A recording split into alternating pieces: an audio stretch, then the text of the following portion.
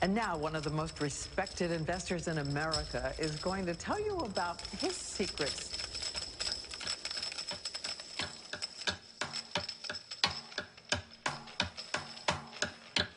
Warren Buffett. It's the sound of money. $9.2 billion. The second richest man in America. He's estimated to be worth about $62 billion. It makes him the richest man in the world. You know, Buffett is not exactly what you might expect. Even though he's in the money business, he doesn't even own a calculator or a computer. He takes the long view, and it's made him billions, many billions. Maybe you can beat the House, but I don't think you can beat Warren Buffett. Buffett filed his first tax return at 13 years old. But he's no average billionaire, Tom. No, he certainly isn't, Matt. He's a $44 billion average Joe. Warren Buffett has an approach that doesn't make him very popular with his fellow billionaires. Warren Buffett, the boy from Nebraska who grew up to become the Wizard of Omaha. What was it about him that allowed him to become the richest man in the world? How did he do it?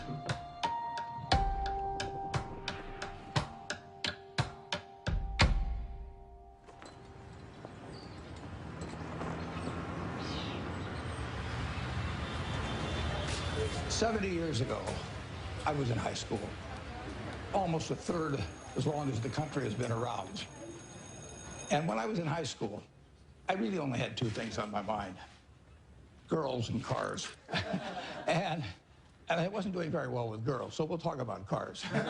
But let's just imagine that when we finish, I'm going to let each one of you pick out the car of your choice. Sounds good, doesn't it? Pick it out, any color, you name it. It'll be tied up with a bow, and it'll be at your house tomorrow. And you say, well, what's the catch? And the catch is that it's the only car you're going to get in your lifetime. Now, what are you going to do knowing that that's the only car you're ever going to have and you love that car? You're going to take care of it like you cannot believe. Now, what I'd like to suggest is you're not going to get only one car in your lifetime, but you're going to get one body and one mind, and that's all you're going to get. And that body and mind feels terrific now, but it has to last you a lifetime. I'm on the way to the office. It's all of a 5-minute drive. I've been doing it for 54 years. One of the good things about this 5-minute drive is that on the way there's a McDonald's, so I'll pick up something. Good morning. Thank you for choosing McDonald's. Go ahead and order whenever you're ready. I'll have a sausage McMuffin with egg and cheese. Anything else? That's it. Thank you. And I tell my wife, as I shave in the morning, I say either 261, 295, or 317. And she puts that amount in a little cup by me here, and that determines which of 3 breakfasts I get. Okay, 295. There's How the you two. doing, sir? Hey, great. You're on candid camera. I see. Hello, everybody. When I'm not feeling quite so prosperous, I might go with the 261, which is 2 sausage patties, and then I put them together and pour myself a Coke. Hi, how are you? 317 is a bacon, egg, and cheese biscuit, but the market's down this morning, so I think I'll pass up the 317 and go with the 295.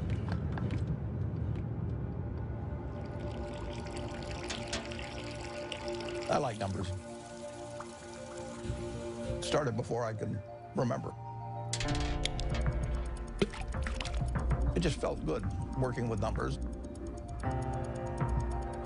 I was always playing around with numbers in one way or another, and it was fun to have a bunch of guys over and have them betting on which marble would reach the drain first. I had a lot of energy as a kid. I was inquisitive, and I was the youngest one always in the class because I'd skip. I've always been competitive.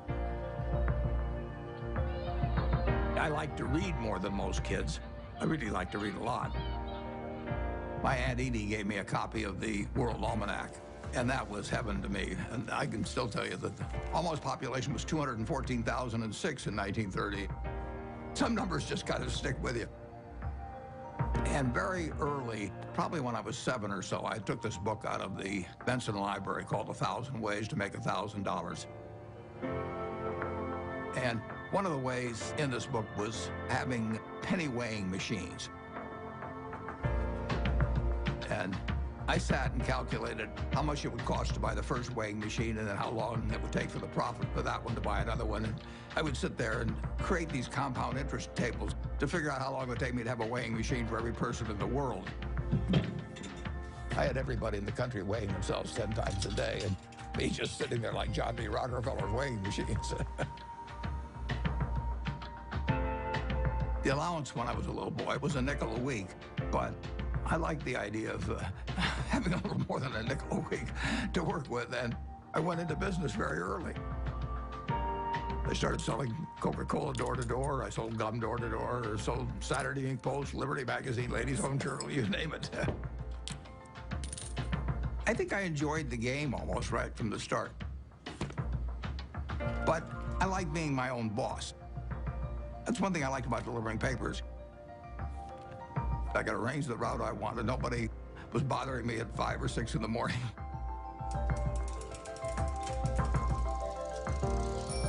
I was delivering 500 papers a day, and I made a penny a paper, but in terms of compounding, that penny turned into something else.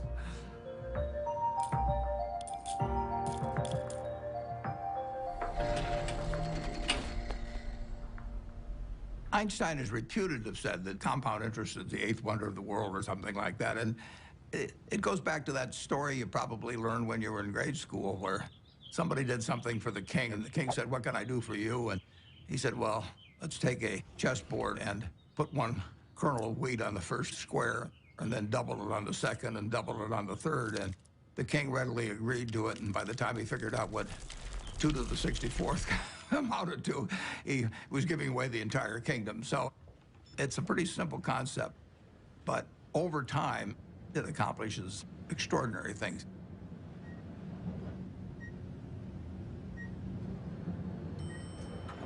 Berkshire is an amazing company, a 4th largest company in the Fortune 500.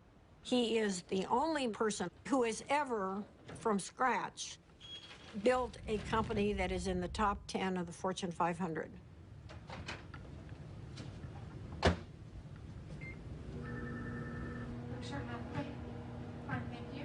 Well, Berkshire is a holding company of sorts. It owns a large number of separate businesses that operate independently of each other and, to a great extent, from the parent company, Berkshire Hathaway.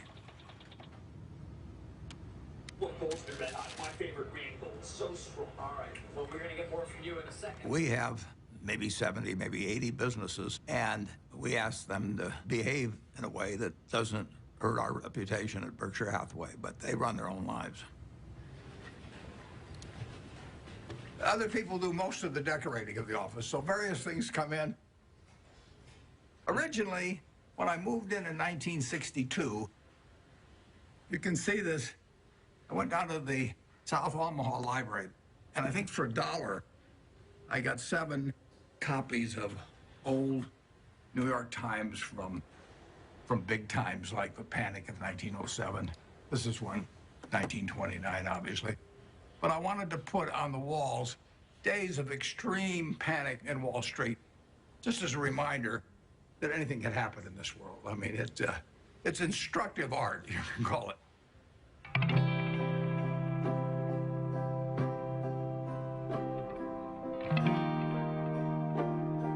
I was born in 1930 here in Omaha, Nebraska, during the stock market crash. Well, my dad lost his job in 1931, a year after I was born. He was a stock salesman, and he had what little savings he had in the bank, and so he started his own company. He worked right through the Depression.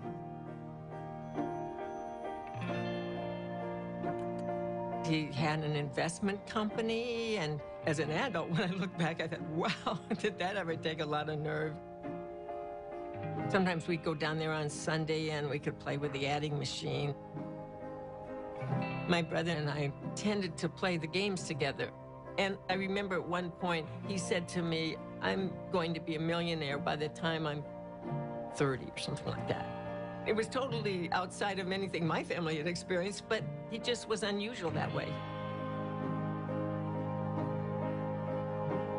Well, I was the oldest, and then my brother, and then my sister. And my father would go to New York periodically to check on businesses and stocks and things like that. And he'd come back, he always had a costume for each of us, and Warren loved it. He was very good-natured. He was quiet. It was hard to tell he was a genius at that point. But, I mean, who was looking? The first books I read on investment were actually in my dad's office. Pretty soon I read all the books in the office and read some of them more than once. My dad had various nicknames for me. He'd call me Fireball sometimes because I'd start little businesses. He didn't care about money at all. He believed very much in having an inner scorecard and never worry about what other people are thinking about you. You know, just if you know why you're doing what you're doing, that's good enough. I admired everything about him to the extent that I was absorbing lessons from him without knowing it. And the idea that all lives have equal value is something that all three of his children felt since I can remember. My dad, at one point, ran for Congress when I was 12 or so. It was a very Republican household. I campaigned for him, my sisters campaigned for him. The whole family did. My mother was very, very bright, and she was very gregarious. She was a good campaigner for my dad. She had a lot of ambition, and I think my brother Warren got a lot of his extreme competitiveness from my mother, actually. She was brilliant at math. You know, I guess they still had these things where you crank them and things added up, and she could add it in her head faster than the machine could do it. She was absolutely amazing in that.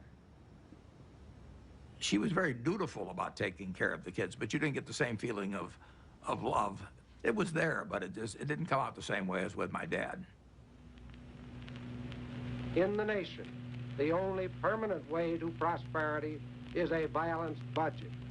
Unless that goal is achieved, all post-war plans will collapse like Hitler's conquest. You have heard Congressman Howard L. H. Buffett, Republican member of the House of Representatives from Nebraska, speaking When I was about 12 or 13, we moved to Washington, my family, and I was mad. I was having fun in Omaha. I lost all my friends, and now I moved to a town where they were all strange. So I was very, very unhappy. At school, I just lost interest. I took pleasure in tormenting my teachers. At that time, for example, AT&T was the stock that all teachers owned for their retirement. And I decided that it would drive my teachers a little crazy if I went short the stock, because when you go short a stock, you're betting that it will go down. So I shorted 10 shares of AT&T and then brought the confirmation to school and showed these teachers that I was shorting the stock. They found me a big pain in the neck, but they did think I knew a lot about stocks. And then at home, my mother would have terrific headaches.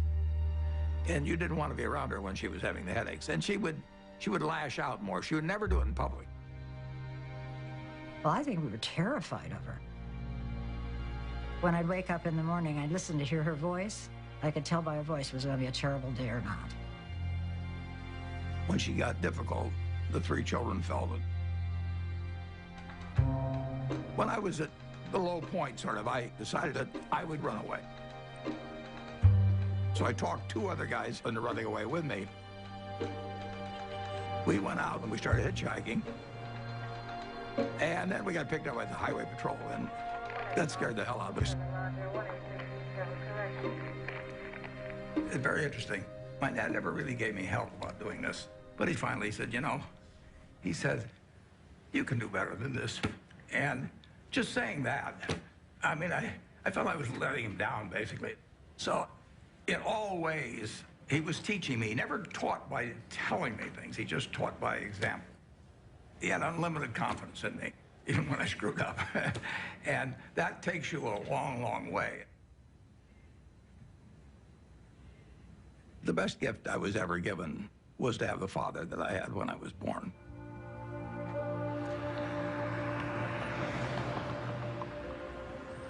I didn't want to go to college. I was 16 when I got out of high school, and I was buying stocks. I mean, I actually was having a pretty good time, and I didn't see that there really was much to be gained by going to college, but my dad kind of jollied me into it.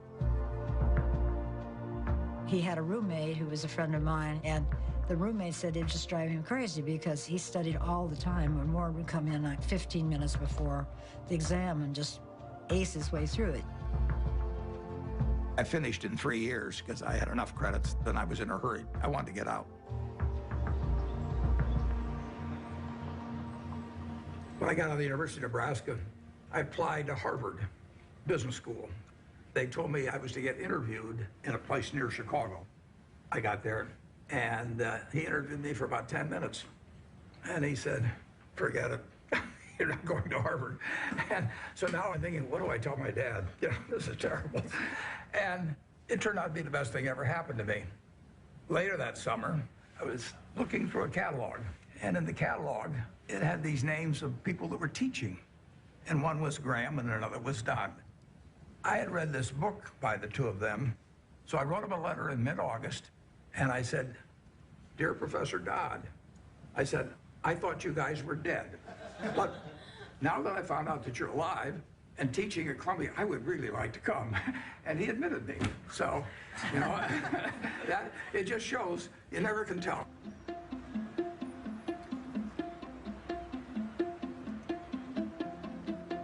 Gentlemen, that's Graham. Ben was this incredible teacher. I mean, he was a natural, and he drew us all in. Are Wall Street professionals more accurate in the shorter term than the long-term forecast? Well, our studies indicate that you have your choice between tossing coins and taking the consensus of expert opinion. And the results are just about the same in each case. It was like learning baseball from a fellow who was batting 400. It shaped my professional life. There are two rules of investing, according to Warren, and he learned this from Ben Graham. Rule number 1, never lose money. Rule number 2, never forget rule number 1. Ben Graham basically coined the term value investing. He believed in careful scrutiny of a company's financial statements, and that if you bought value, it would eventually prove out. A few years ago, I went to Amazon, and sure enough, they had this manual there. So, while reliving my youth, other guys were going to Amazon probably and buying old Playboys or something, but I bought old Moody's manuals instead. And when I got out of school, I started selling stocks. I was 20 years old at the time and looked about 16 and acted about 12. So I was not the most impressive salesperson anybody ever met. But what I would do was I went through page by page looking for possibly undervalued stocks. Is this like going through an old family album? Better.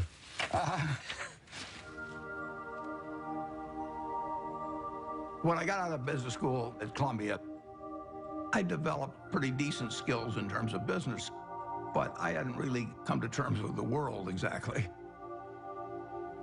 What were you like around girls back then? Bad. I was sort of out of the swing of things there for a while. I went to my 60th reunion. There's a girl there. I took her out one time to the Uptown Theater in Washington, and I asked her whether she remembered what movie we saw, and she said, no, I don't remember that. And then she said, but I do remember one thing.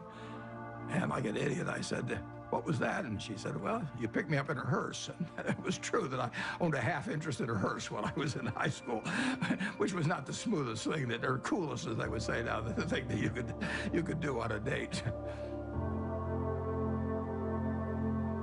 There were two turning points in my life. Once when I came out of the womb, and once when I met Susie, basically. She was the girl, yeah. But it took her a little longer to figure out I was the boy. I was going to be his youngest sister's roommate at Northwestern. So I walked into their house, and he was sitting in this chair, and he made some sarcastic quip. So I made one back. I thought, who is this jerk? And that's how we met, yes. Listen, Warren is smarter than you even know. His brain is going all the time. And my dad said to me, now you have to understand about him. You're not going to have discussions with him like you would most normal people. But he has a heart of gold. He was just totally enamored of her, and why not? And she of him. She'd sit on his lap all the time, and he'd stroke her hair. It was softening him. Susie was really kind, considerate, and she was the balancing force. I just got very, very, very lucky. But I was a lopsided person, and it took a while, but she just stood there with a little watering can and just nourished me along and changed me. Somebody once said that the chains of habit are too light to be felt until they're too heavy to be broken. I had been terrified of public speaking. I couldn't do it. I'd throw up. And I knew if I didn't cure it then, I'd never cure it. And so I saw an ad in the paper for the Dale Carnegie course, which worked on developing your ability to speak in public. And I went down there. Be sincere. A good smile has the same effect as a puppy's tail. When a puppy wags... They made us do all these crazy things to get out of ourselves, and so we stood on tables and did all kinds of things.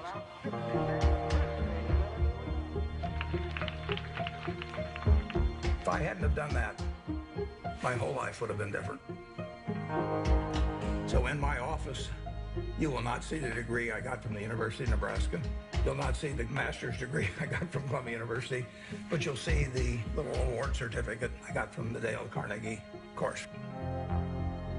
As a matter of fact, every week, the instructor would give a pencil to whoever had done the most with what we'd learned the week before. And so in the fourth or fifth week, I proposed to her mother, and she said yes. And so that week, I won the pencil, and I also got engaged. I mean, it was an incredible week.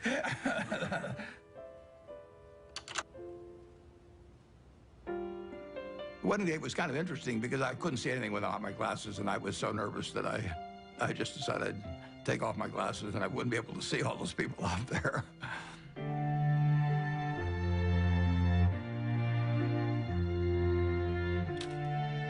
She was 19 when we got married, and I was 21.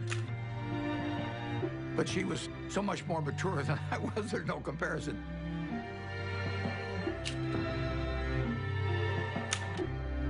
She was a better person than I was. But when you get married, it's not a question of saying I'm going to put a 14% factor in for humor and 17% for intellect and 22% for looks. It doesn't work that way. I knew it was the right decision, and it was.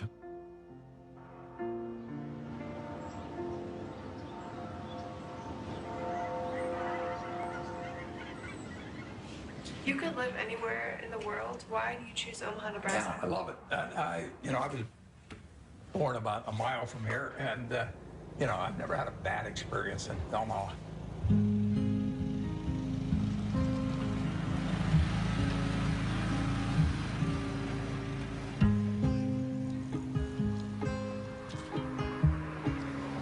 Omaha and Nebraska are home to me. Everything about it seems like home. It's a pace, it's relationships. There's a lot of continuity, there's a lot of community, there's a lot of friendship. It's a very solid place and friendly place in which to grow up and in which to conduct a business.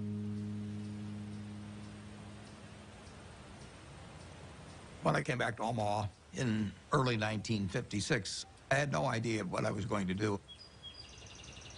But a few months after I came back, some members of the family said, what should we do with our money? And I said, well, I'm not going back in the business of selling stocks, but if you would like to join me in a partnership, I said, I'll be glad to do it. So within a couple of months after coming back, I set up the first partnership.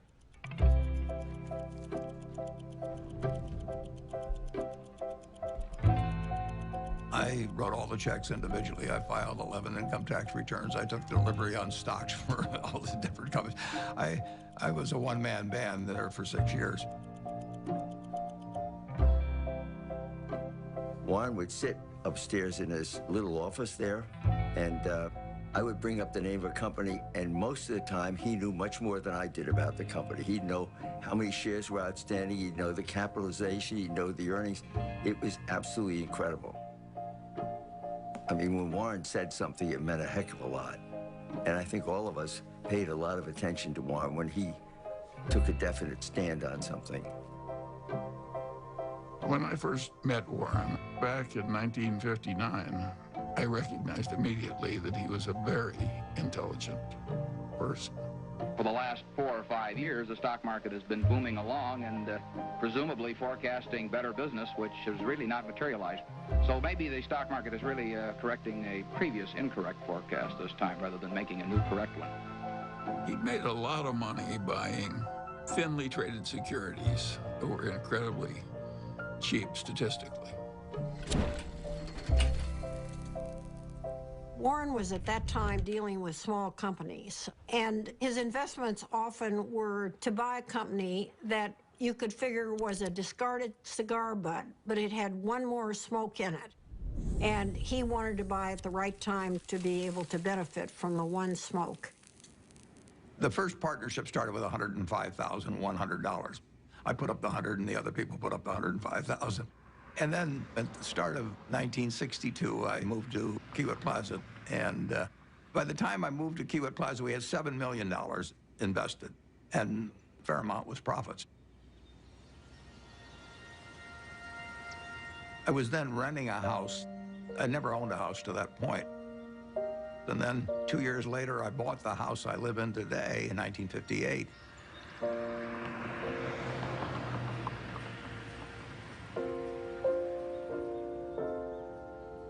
We had 3 children, Susie and I. And we had them young, incidentally, which was, I think, a very good thing.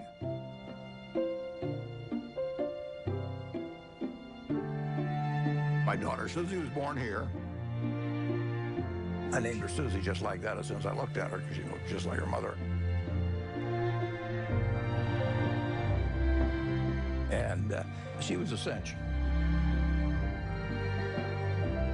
And then Howie was, you know, this absolute bundle of energy, which made things very difficult for Big Susan for a while. Peter again reverted back to Susie's personality, and he was an easy child.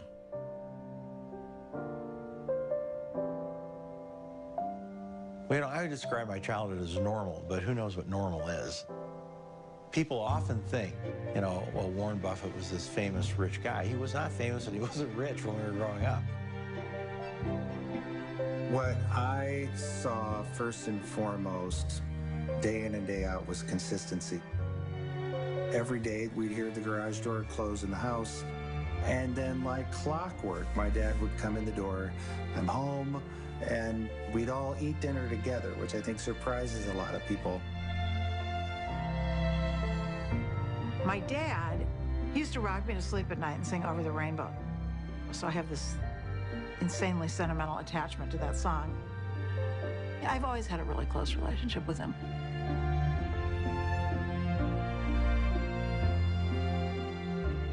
I've got 3 very different kids, and they've got a common heart, which they got from their mother. She did most of the work, by far, of bringing up the children, which was probably a good thing. They have more of her qualities than mine, which I would recommend. Well, my mom was the biggest part of my life growing up. Even though I got disciplined on a regular basis, and she was usually the one doing it, she was still my best friend. She was somebody who would help anybody. I mean, whether she knew them or didn't know them, or maybe even didn't agree with them, she would still help them. She was incredibly empathetic, and she was interested in every person individually. She never cared about money or business at all. I mean, he would go around saying, I'm going to be the richest man in the world. And I think, well, it's like somebody says I play music and I'm going to be Mozart. I don't know. How does anyone know? How does anyone know, you know? So that was okay. I don't really care about that. I would say that Susie led Warren toward changing his political views. He grew up as a young Republican. His father was a Republican congressman. But Susie saw things in different ways. She was the catalyst. Freedom, freedom, freedom. Freedom. What do we want now? When the children were growing up, I was very involved in civil rights. I was immersed in it, and I think that's what made Warren a Democrat. He would go with me to hear speakers. I remember that speech that Martin Luther King gave. That was one of the most inspiring speeches I've ever heard. I come to say to you this afternoon, Took me right out of my seat. My wife was with me, and we both had the same experience. It was interesting. In that speech, he talked about truth forever on the scaffold, wrong forever on the throne, but that scaffold sways the future. Well, he was going to be dead in 6 months, but that scaffold did sway the future. My wife was more active than I was, but I was 100% with her mentally. I was just working a little more on my own investments. But it did make a difference what we were going to do with the money after we made it. I thought I would pile it up over the years, then she would unpile it in terms of running one very large foundation. And I was particularly good at compounding money, and therefore society would benefit by waiting. I was genetically blessed with a certain wiring that's very useful in a highly developed market system where there's lots of chips on the table, and I happen to be good at that game. Ted Williams wrote a book called The Science of Hitting, and in it he had a picture of himself at bat and the strike zone broken into, I think, 77 squares. And he said if he waited for the pitch that was really in a sweet spot, he would bat 400, and if he had to swing at something on the lower corner, he would probably bat 235. And in investing, I'm in a no-called strike business, which is the best business you can be in. I can look at 1,000 different companies, and I don't have to be right on every one of them, or even 50 of them. So I can pick the ball I want to hit.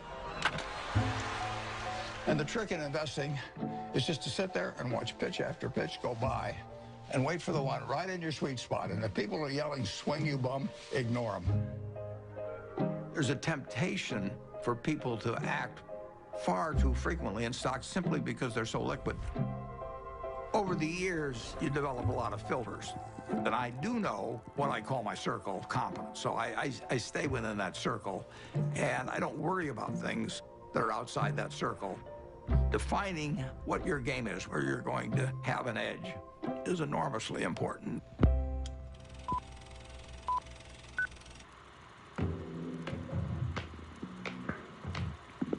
I bought the first shares of Berkshire in 1962, and it was a northern textile business destined to become extinct eventually. And it was a statistically cheap stock in a terrible business. Berkshire Hathaway was closing mills, and as they closed mills, it would free up some capital, and then they would repurchase shares. So I bought some stock with the idea that there would be another tender offer at some point, and we would sell the stock at a modest profit. And at one point, the management asked me at what price we would tender our stock, and I said $11.50.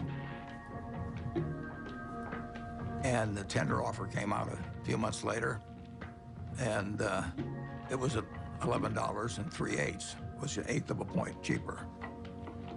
And that made me very mad, so I just started buying more stock. I just felt that I'd been double-crossed by the management, and in May of 1965, I bought enough so we controlled the company. and we changed the management.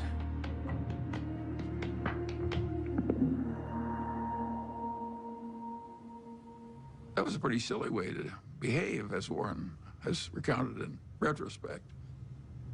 One of the reasons Warren's successful is he's brutal in appraising his own past. He wants to identify misthinkings and avoid them in the future.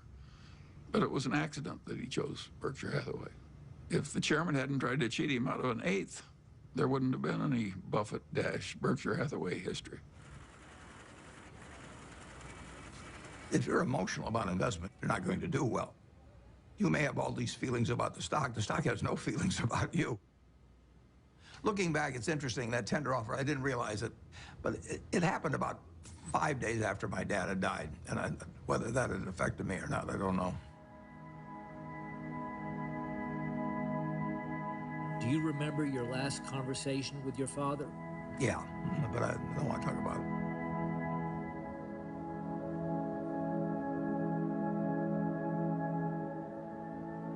I think it just sobered him and hurt him.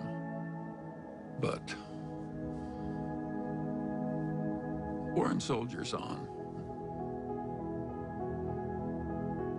Both Warren and I could look at our fathers and see what they did right and what they did wrong. Warren's father was a real old-fashioned right-wing ideologue. And his father was so intense about it that Warren just decided that it was a mistake. It cabbaged up your head to be that much of an ideologue. So he loved his father, but he didn't want to become that much of a true believer in anything.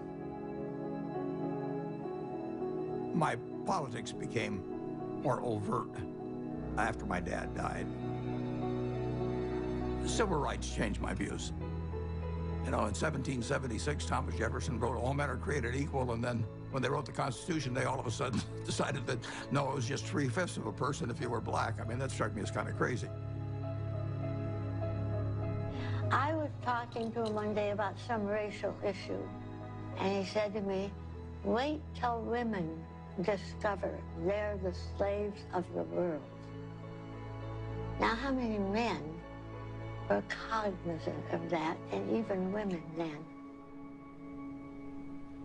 The initial example is really my mother. She came from a generation where the main function of the wife was to help her husband in the job.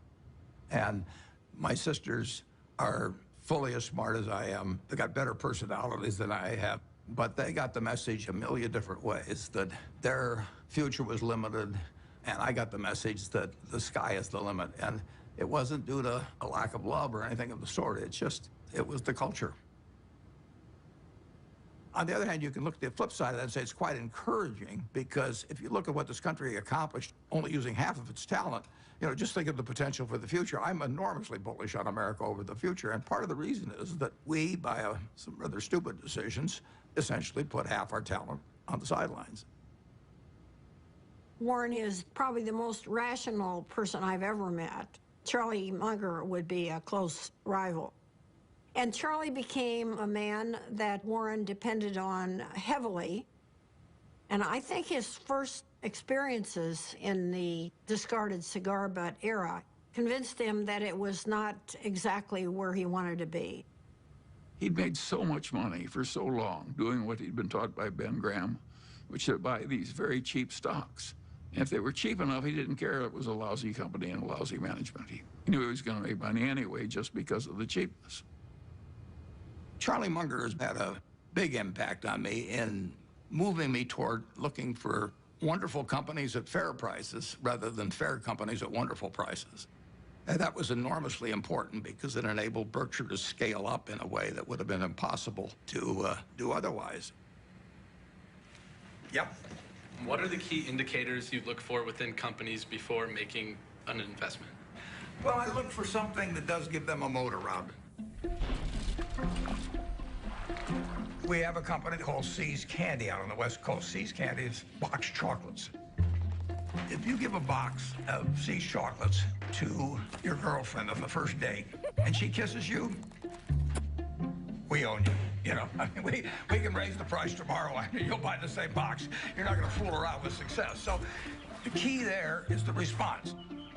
You do not want to go home on Valentine's Day and say to your wife or your sweetheart, preferably they're the same person, you don't say, here, honey, I took the low bid. It doesn't work. Price is, to a degree, is immaterial. If you've got an economic castle, people are going to come and want to take that castle away from you. And you better have a strong moat. You better have a knight in the castle that knows what he's doing. You're not buying an asset. You're buying a name. You're buying a brand. You're buying a real franchise here. And Charlie was more responsible for that than anybody. We were mental partners right from the moment we met. I want to know, going back 50 years, what it was like when you first met Warren. Well, I thought he was a prodigy. And I got a lot of criticism. My wife said, why are you paying such enormous respect to that young man with a crew cut who won't eat vegetables? He's ungodly smart. He's got a much broader intellect than I do. And he's magnificent at being able to condense important ideas into just a very few words. If you're not interested in the economic scene right now, you're mentally dead. Charlie has no tact. All right, let's talk a little bit about bankers. Charlie on Friday compared them to heroin addicts. Yeah, well, that's colorful, Charlie, but I would not have chosen that. I once wrote of him that when they handed out humility, he didn't get his fair share. The ideal way to run a headquarters is to have one man, preferably over 80, sitting in an office by himself. Anything else is pure frippery. He's always honest in what he tells me, so I listen to him. We never had an argument. We just kind of roll with it easily. Suppose Warren doesn't want to do something that I would have done. And suppose that happens 4 times over 40 years or something. What the hell difference does it make to me? Net, the record is working out fine.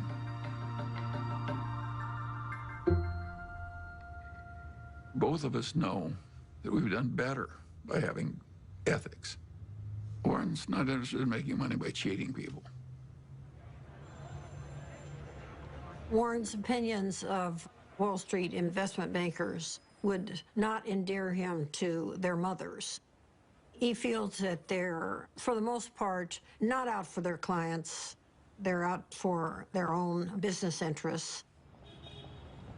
In the late 1960s, there were just a flood of accounting shenanigans and mergers built upon false accounting and misleading people. It was a time when a lot of charlatans were prevailing in Wall Street and were being applauded by Wall Street. And I understood what the game was about, but I didn't want to play in it.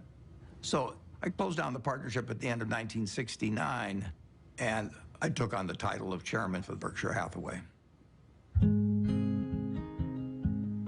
Well, I think the modern Berkshire is pretty much all a reflection of Warren. I have constructed a business that fits me. It's kind of crazy to spend your life painting if you're painting a subject you don't want to look at. I've gotten to paint my own painting in business on an unlimited canvas, in a way. It's a different sort of place.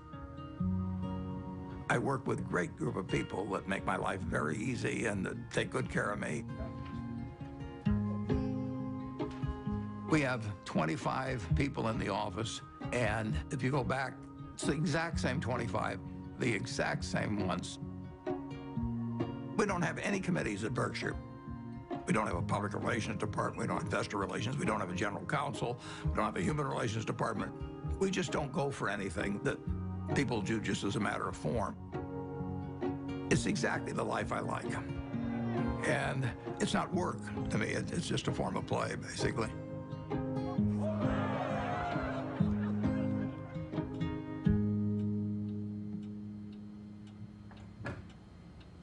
Well, I like things quiet.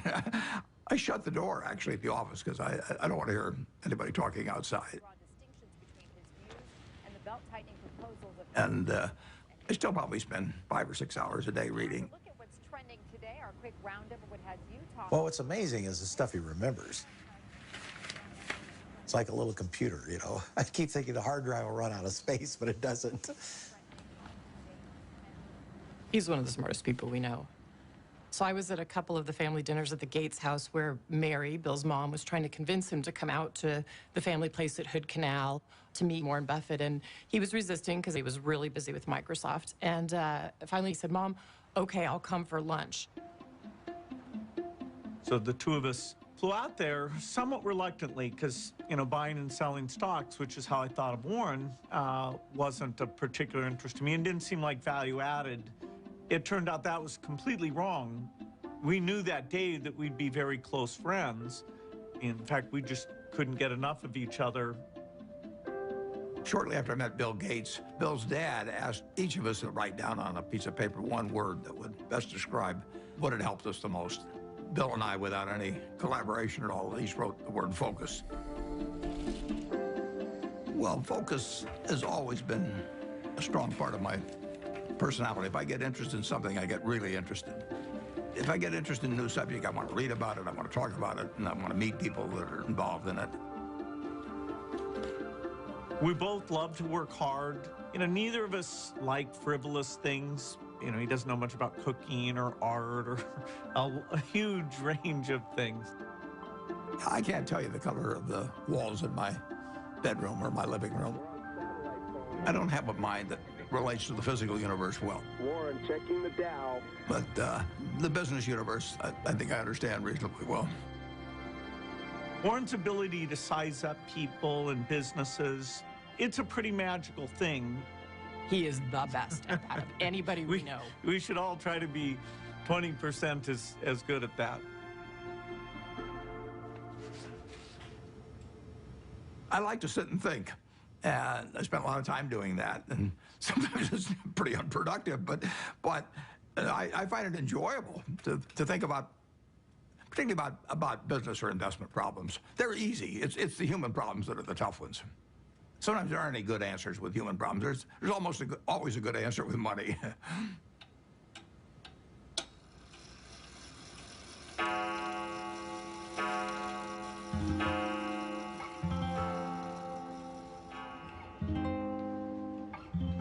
He was sort of a genius. I think sometimes geniuses are by default lonely and isolated. He was not really well adjusted. He was just this funny, humorous guy who maybe had a moat around him because he was afraid and he didn't know anyone that he wanted to let in. And to this day, I don't know, well, nobody knows him like I do, and probably any wife would say that. But,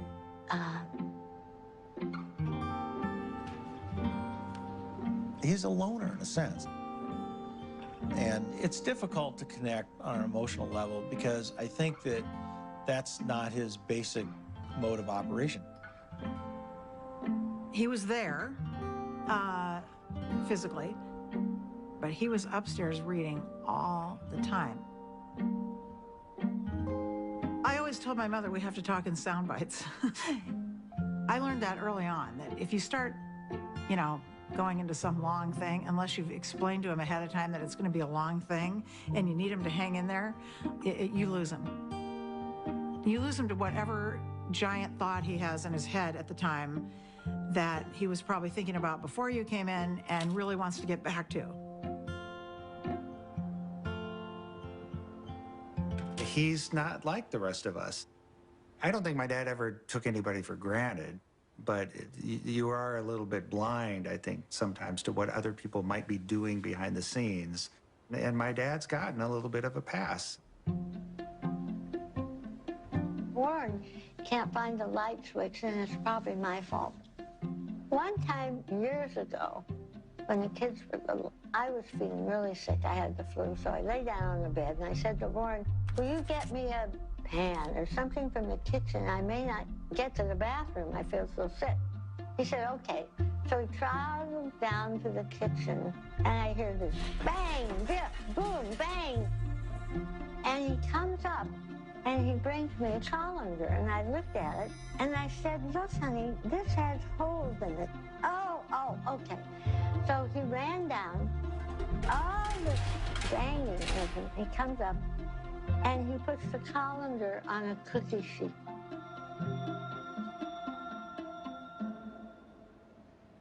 Physical proximity to Warren doesn't always mean that he's there with you. He's so cerebral, you see. And that's why I learned to have my own life. We were two parallel lines, but very connected when he was open to connecting. I did make a joke at one point. I said, you know, we could make a tape of Mom yelling, you know, bye, Warren, I'll be back later, and then have the door slam, and you would just think she was here. I don't think he knew what she was doing most of the time. Once Howie and I were both gone, as we've gotten older, she started to see the writing on the wall here and, you know, just started trying to figure out how she could at least have some more, she called it, you know, a room of her own.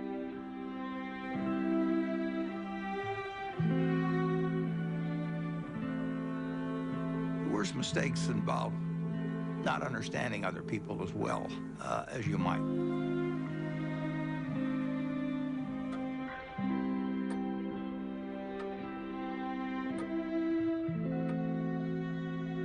Well, she left Omaha in 1977, and there really isn't much to say about that.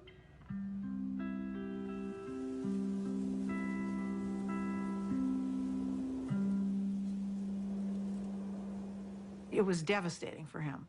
And I came home because I can't say I was mad at her exactly, but I kept thinking, how can you leave him? He can't function by himself. So my mother, she'd asked a bunch of her friends to sort of look in on him. And Astrid was one of them. So I called Astrid. I said, Astrid, will you take Warren, make him some soup? Go over there and look after him because he's not going to make it. And it took him a while to figure it out, but he figured it out. I said, I'm not leaving you because I'll be wherever you want me when you want me.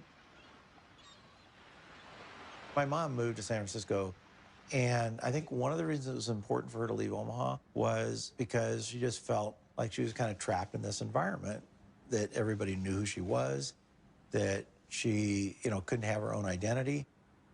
He knew that there was something she needed to do, and that she really recognized that the money gave us all and her a choice in a lot of ways that a lot of people didn't have. There was a time Warren was getting criticized that here was this very, very rich man who was getting richer every year and really wasn't giving a lot of money away. And there was terrific criticism by some people, which Warren never said anything about. The biggest thing in making money is time. You don't have to be particularly smart, you just have to be patient. Susie didn't want to wait as much as I did, but she never quite appreciated compounding like I did. That is a disagreement we have. I run a foundation now. I think we should be giving more money away. But I understand why we don't, because it's business. To me, the crux of it is that it wasn't the money itself. You can see that in the way he lives. I mean, he doesn't buy huge paintings or build big houses or anything like that. It's all mental with him. And the money is his scorecard. And he used to say to me, everybody can read what I read. It's a level playing field. And he loves that because he's competitive. And he's sitting there all by himself in his office reading these things that everybody else can read. But he loves the idea that he's going to win. I'll tell you how you do it. Have you ever seen a juggler juggle 25 milk bottles? How did he ever get to do that? The answer is he started with one bottle, then two, then three, and just kept doing it, and pretty soon he was at 25. And that's the way we did it. So basically, we started out with cash and ended up buying a bunch of businesses, including insurance companies. Insurance is in itself a profitable business, but it has the additional advantage of creating something that's called float. And float is the money that hangs around Berkshire while a claim is waiting to be paid. And Warren turned out to have an extraordinary ability to use the money thrown off by the float to buy companies that fed the growth of Berkshire. In 1983, Mrs. B cashed in on her business by selling control for $55 million to a company owned by investor Warren Buffett.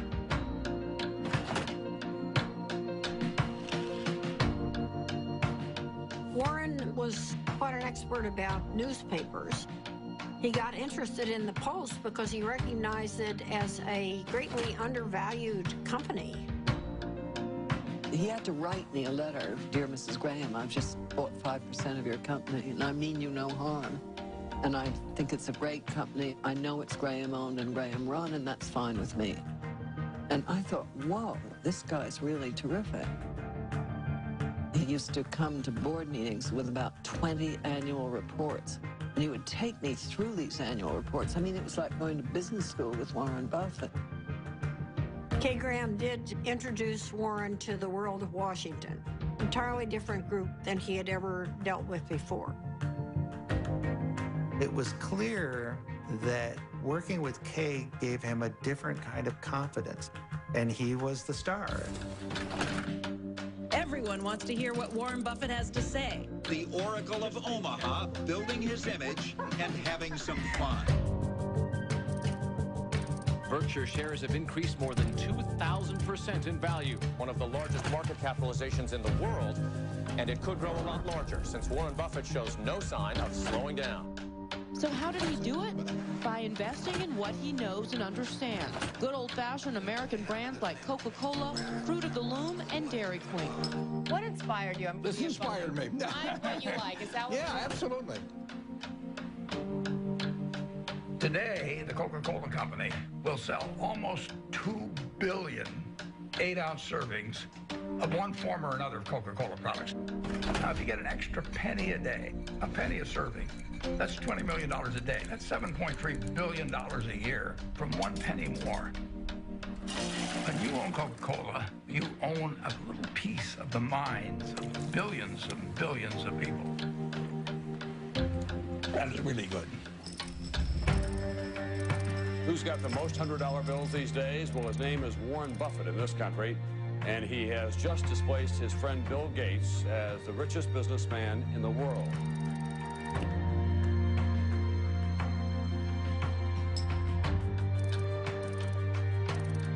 And the purpose of Wednesday's meeting was to discuss Buffett's company, Berkshire Hathaway's plan to purchase railroad giant Burlington Northern.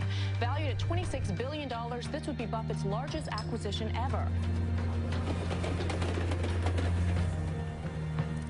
He's created Berkshire from virtually nothing into hundreds of billions of dollars of market cap. Nobody else has a record like that. He wanted to have an outstanding reputation, that he never really upset the apple cart when he bought a business, that he kept the management in place. He was establishing a reputation that paid off later in life. It's been building and building ever since I've known him. It takes 20 years to build a reputation, and it takes 5 minutes to lose it. When Warren made his investment in Solomon, I was one of the people, along with many, many others, who were quite amazed, because he had taken a very critical tone in talking about investment bankers and about their greed. And here he was investing in one, Solomon Brothers, that was known to be a member of the club. Warren and Charlie went on the board, and Charlie couldn't stand what was going on there and didn't like the culture at all. And shortly after they got involved, the thing exploded.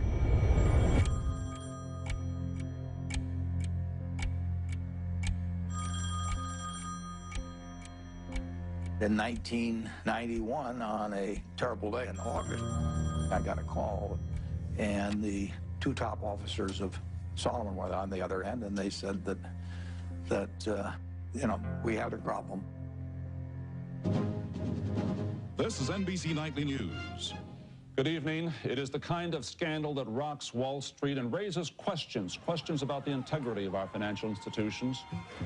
With the giant securities firm of Salomon Brothers under investigation for improper trading of treasury bonds. Solomon admitted it exceeded the limit of trading in government bonds, once by buying bonds in the name of a customer who didn't even know about the deal. Salomon Brothers is under investigation by the Treasury Department, the Federal Reserve, the SEC, and the Justice Department.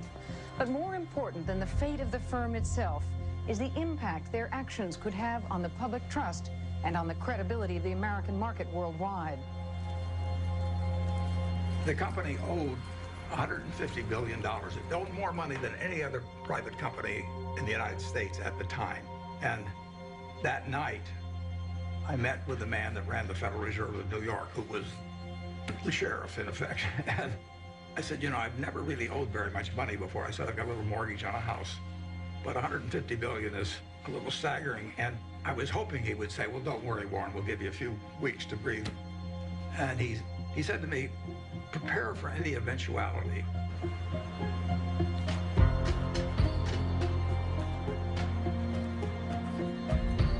Earlier today, the U.S. Treasury Department announced that it had suspended Salomon Brothers from participating in the auction of new issues. It was one more jolt for a scandal-scarred Wall Street. The Fed was in effect saying, you're an evil force and we don't want you trading our bonds. It was a huge turning point for Warren. And he believed that at that particular point, his reputation was on the line. Warren had 24 hours to make up his mind as whether he was going to go forward or just bow out. And I think at that point, Salomon Brothers could have gone into bankruptcy. And Warren stepped up and took responsibility. Okay, I'm Warren Buffett. I was elected interim chairman of Solomon Inc. A few hours ago at a board of directors meeting. Why was it necessary for you to step in, and what is your mandate of leadership? I think that it was necessary to step in because I would do whatever was needed to dig out any bit of information about what's happened in the past, and I would do everything I could to make sure that things are exactly right in the future. Mr. Buffett, are you satisfied that your work... I had to convince the Treasury that what was done in the past was awful and stupid, and they had every right to be furious at us. But this firm employed 8,000 people, and it was going to go out of business unless they let us continue, basically. Warren believed that there was a too-big-to-fail scenario. The term was not used then, but he believed that Solomon was too big to fail. And if Solomon went down, it would take other important parts of Wall Street with it. We had this death knell from the Treasury, so I called the Treasury. Nick Brady was the secretary. I'm pleading for my life, and I'm sure my voice was cracking and everything else. I said, Nick, this is the most important day of my life. And that I really did feel that it was going to be a colossal disaster. He wasn't sure I was right at all. In fact, he probably thought I was wrong, but he knew that I felt what I was saying. So the Treasury modified its order, and in effect, of course, it was quite an endorsement. It was huge.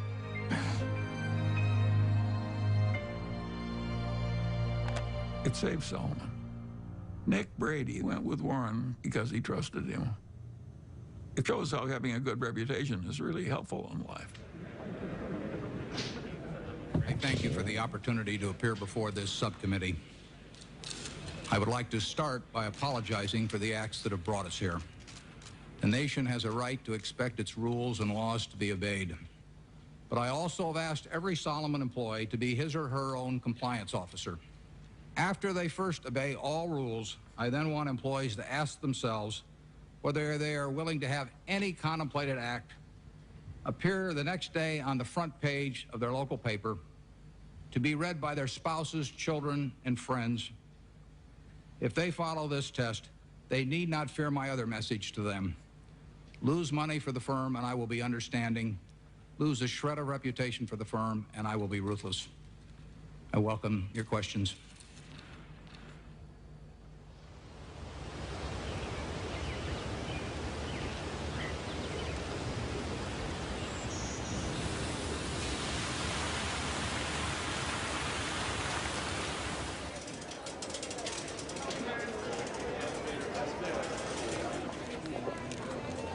It's been 50 years since I formally took control of Berkshire Hathaway, and step by step, we've created something that is kind of what I dreamt we might create over time, but it took a lot of time to do it. It never seemed like we were making that much progress on any one day, but compound interest works. When you think back 50 years ago when you founded this company, did you ever imagine it would be the 5th largest company in the world? No, I didn't. But if I was thinking about it, I wouldn't have thought in terms of being the 5th, or the 4th, or the 3rd. You would have wanted number 1. Well, I mean, if you're going to dream, you might as well dream.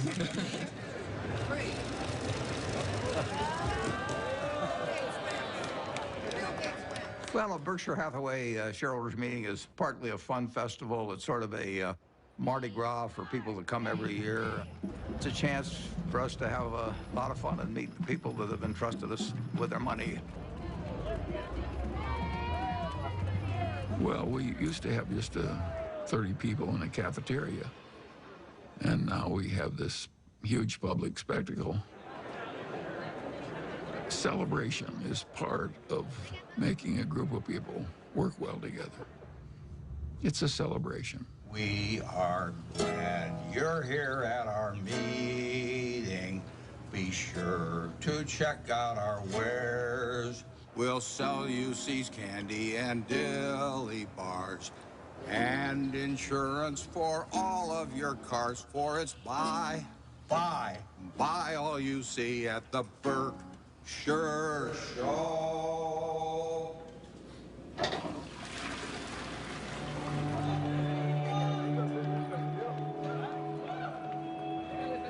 He truly loves to do what he does.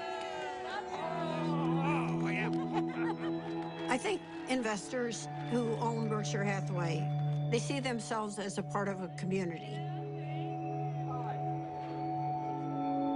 There are more long-term holders of Berkshire than any company. People consider it a religion. They don't buy it with the idea they're going to sell it next week. I think most of them buy it with the intent of holding it for their lifetime, just like they'd buy a farm or buy an apartment house. At Berkshire, everybody gets the same information from the comprehensive annual report. We don't meet with the analysts. I'm not interested in what an analyst thinks about Berkshire. I'm interested in what the owners of Berkshire think about Berkshire. He came out of a private partnership where people he knew were trusting him. And he had his relatives in the partnership, and they were not rich. And as it got bigger, started treating everybody else the way he treated his relatives. In terms of our feeling toward the people who are shareholders, we regard them as our partners. They're not some faceless group of people. And that's why at the annual meeting, I love seeing 40,000 of them. It gives real meaning to what we're doing every day. Let's try. If you knew Susie like I know Susie, We just have a lot of love and respect for each other, and that's never changed. I don't go to most things in Omaha because I think Astrid lives there with him, and that's for her to do. And then we do all kinds of things. Strange as it may seem to people, I always think, who cares? If it's working between the people who are directly involved, who cares what anyone thinks? And my mother and Astrid were very close. They really, really loved each other. And I think that my mother was glad that she was there because she loved my dad. She wanted him taken care of and happy, and there's no one better than Astrid. I mean, she loves my dad. She wouldn't care if he had 1 cent. Well, Astrid had lived with me for a long time. She's done wonders for me. It worked well, but I don't think it'll work for lots of other people necessarily. Susie and I loved each other, and we admired each other, and we were totally in sync with what the other was doing, but we were two different individuals.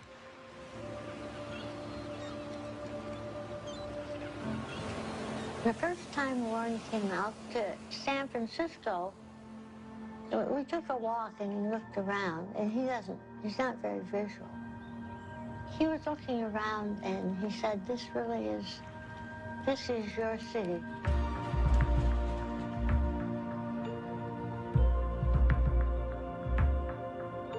I am so drawn to color and light and form and nature that he thought it was a good place for me. Over the years, I've developed a better understanding of human nature. I can learn a lot about investments out of a book, but I don't think you can learn as much about human beings. You really need some experiences, and I'm wiser in that respect than I was 40 or 50 years ago, even though I can't rattle off numbers the same way I used to be able to.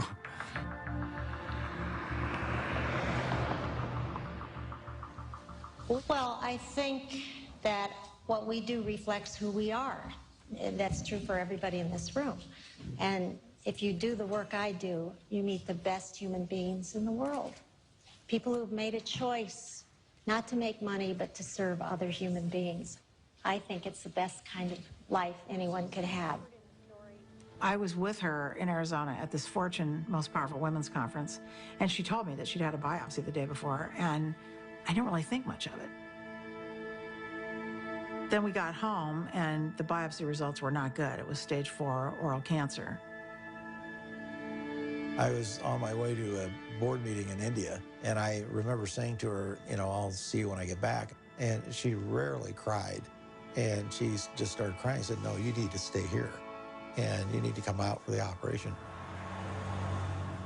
So we were all there, and the day she was going into the surgery that morning, my dad, it's funny, there's some of it he just can't, you know, he just can't. The thought of something happening to her was just, for him, you know, it was just the worst thing that could happen. She knew it was going to be really difficult. She knew the recovery was going to be brutal. So I think that she had that surgery for others. It was quite a big surgery. She couldn't talk, she couldn't swallow, she couldn't eat.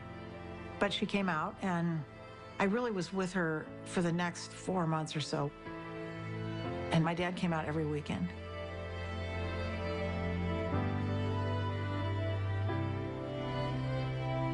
And in a few months, she was doing better.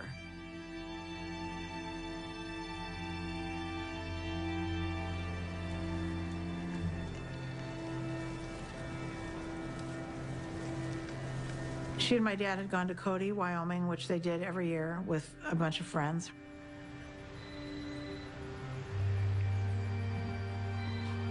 And my dad called, this was, I don't know, 8 o'clock at night or something. And he said, something happened to Mom. I'm in an ambulance. You need to come. I actually thought something happened to my dad. I don't know why I thought that, but I guess I thought, you know, my mom had this recovery, it was successful, and why would anything happen to her?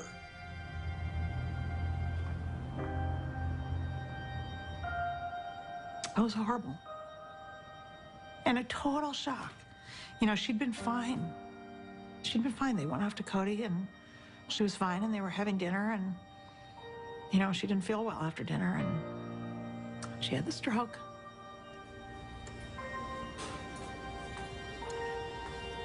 We went into the hospital room, and my dad was sitting there. He'd been sitting there all night, holding her hand. I was so proud of him, because when it came down to it, he knew what he was supposed to do, and he did it, which was nothing. So my dad went to sleep, and I sat with her, and I just kept putting my hand on her heart to see if she was breathing. And at one point, you know, I didn't feel anything, so I went out and I got the nurse, and I said, can you come in here? And she said, no, she's gone. So I have to say one of the worst moments of my life was waking my dad up to tell him that.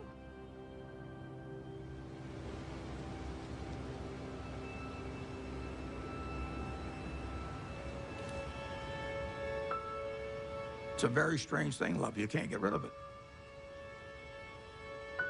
If you try to give it out, you get more back.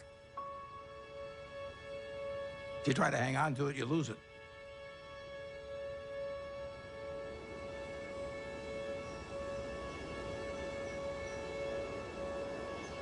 Susie really put me together. She believed in me. She put me together, and well, not only turned out to be the person I've turned out to be, but I actually wouldn't have been as successful in business without that. She made me more of a whole person.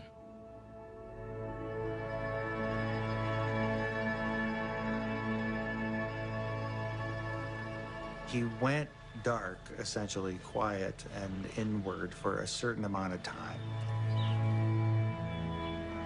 You know, my dad is a solitary guy, and he had lived essentially a solitary life in a lot of ways.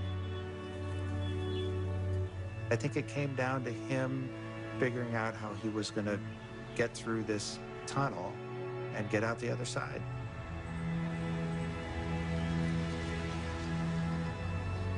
In my head at the time, I thought, God, I don't know if he'll ever get out of bed.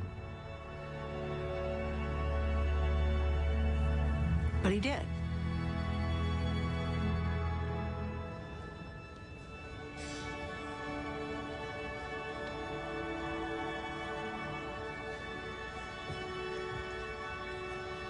Welcome. I'm Patty Stonecipher, the CEO of the Bill and Melinda Gates Foundation. And we appreciate you coming today, especially since I sent a very vague and very late notice to ask you to come to a conversation with Bill and Melinda on the future of philanthropy. So let's get on with it. I have the pleasure of introducing a good man whose great decision is going to change the world, Warren Buffett.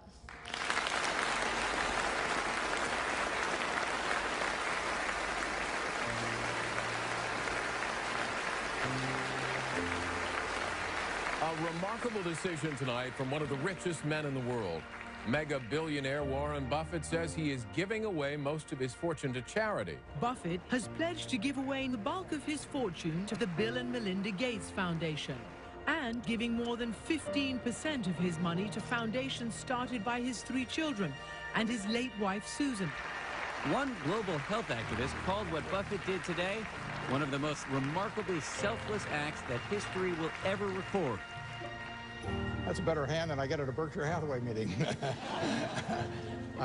I'd like to thank you for coming. It's a great day for me. It's a great day for my family. My wife, Susie, and I had planned that whatever I made would go back to society. And originally, I thought she would outlive me and that she'd make the big decision on it. But since her death, I had to rethink the best way to get the money into society and have it used in the most effective way. And I had a solution staring me in the face.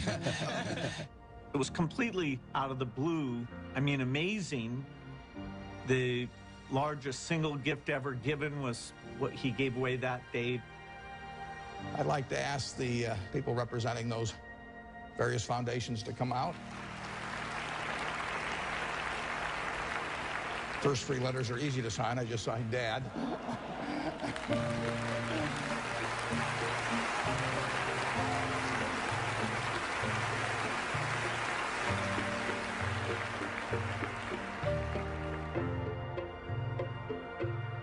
When he wrote the letter to us, he put something in that letter that was incredibly important to me, which was exactly how our foundation behaves, which is if you're going to try to bat 1,000, you won't do very many things that are important. But if you're willing to basically strike out a few times, you can really change something big. ICCN! Well, I feel terrific about the fact that my 3 children each run a separate foundation that combines their special interests, whether it's early education or whether it's farming in areas where people's techniques for using small plots of land could use a lot of improvement. All kinds of ways, vaccines, you name it. More powerful than Buffett's gift is the message he's sending to other wealthy Americans, that those who have the least in this world should benefit from those who have the most.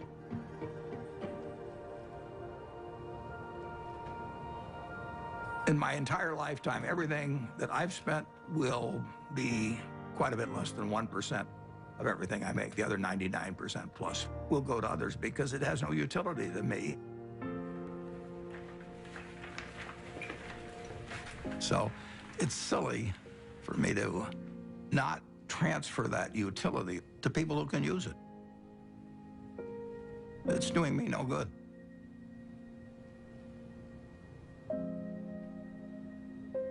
I am so proud of what we do. I almost cry at every board meeting because I just think she would be so proud. And that is my biggest job, in my opinion, is to make sure that every penny gets spent the way she would want it spent.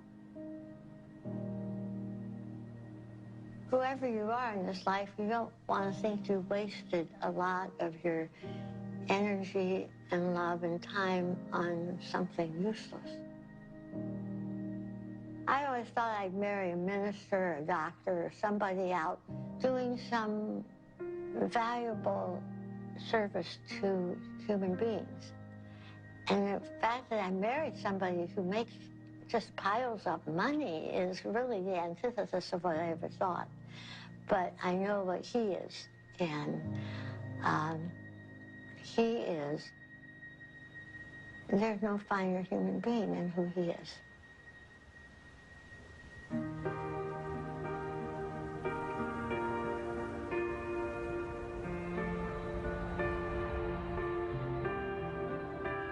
The truth is that I'm here in my position as a matter of luck. When I was born in 1930, the odds were probably 40-1 against me being born in the United States. I did win the ovarian lottery on that first day, and on top of that, I was male. Put that down as another 50-50 shot, and now the odds are 80-1 against being born a male in the United States. And it was enormously important in my whole life. To think that that makes me superior to anyone else as a human being is just, I can't follow that line of reasoning. Terrific. Okay, good luck. I think I was lucky to have been standing alongside Warren Buffett while he was becoming Warren Buffett. He has developed over the years. He's broadened. His values extend through all of his life. He wants to lead a life that he and his father, if his father was still living, would say was a good one. I think he's going to end up in the history books 100 years from now. I'm not sure what role he's going to be assigned. Will he be famous for what he did as an investor or as a philanthropist? But Warren said that his ambition in life is to be a teacher. The world is a great movie to watch, but you don't want to sleepwalk through life. The important thing to do is to look for the job you would take if you didn't need a job. And life is wonderful then. I mean, you know, you jump out of bed in the morning because you're really looking forward to the day. I have, for over 60 years, been able to tap dance to work just because I'm doing what I love doing. And I just feel very, very lucky. Okay, class dismissed.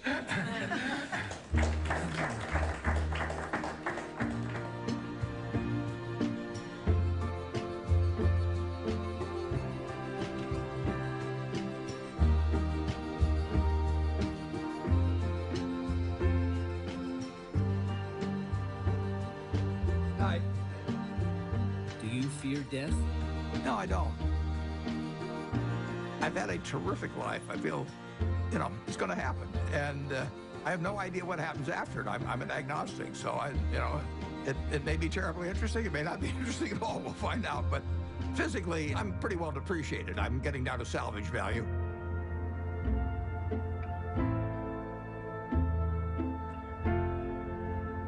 But it really doesn't make any difference at all. It doesn't interfere with my work. It doesn't interfere with my happiness. It doesn't interfere with my thinking.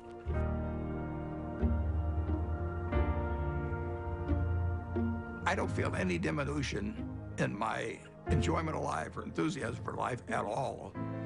In fact, in a sense, the game that I'm in gets more interesting all the time. It's a competitive game, it's a big game, and I enjoyed the game a lot.